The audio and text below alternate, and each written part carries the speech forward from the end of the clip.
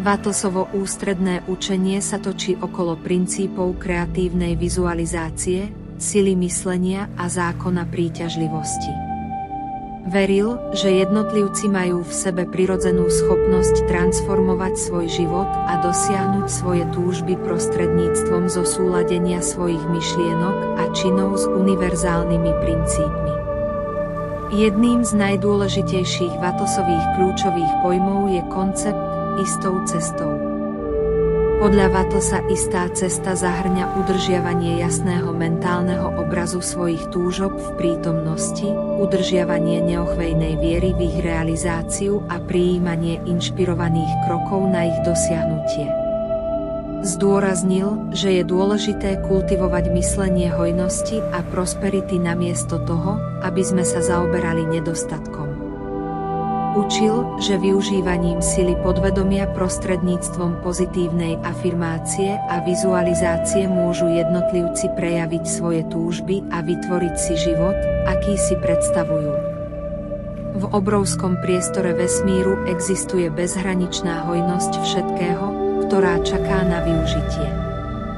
Vatos, maják múdrosti v oblasti metafyziky, nás vyzýva, aby sme preskúmali hlbiny našej vlastnej tvorivej sily. Prostredníctvom nadčasových myšlienok, Vatos odhaľuje tajomstvá vesmíru, myšlienok a predstavivosti a vedie nás na ceste hojnosti a naplnenia.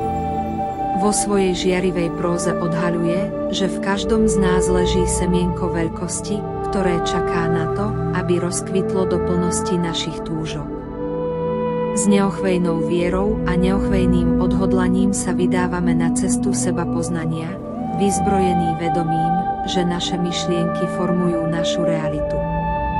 Prostredníctvom umenia vizualizácie a alchýmie viery premieňame naše sny na hmatateľné prejavy v prítomnosti, pričom každou myšlienkou, pocitom a činom utkávame látku svojho osudu. V tapisérii existencie sme my tvorcovia, ktorí vytvárajú svoje reality so zámerom a účelom tu a teraz. S každým ďalším okamihom vstupujeme do žiarivého lesku nášho vlastného potenciálu a prijímame nekonečné možnosti, ktoré sú pred nami. Keď kráčame po ceste osvetlenej Vatosovou nadčasovou múdrosťou, prebúdzame sa k pravde, že hojnosť je naše vrodené právo a prosperita je náš prirodzený stav bytia.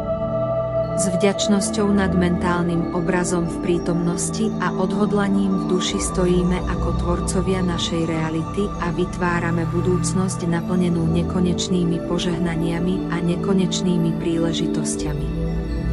Odvážme sa snívať naše sny a túžby v prítomnosti, žijme ich, ako by už boli v našej realite, pretože v ríši nekonečných možností je všetko možné a vesmír sa spojí, aby splnil naše najhlbšie túžby.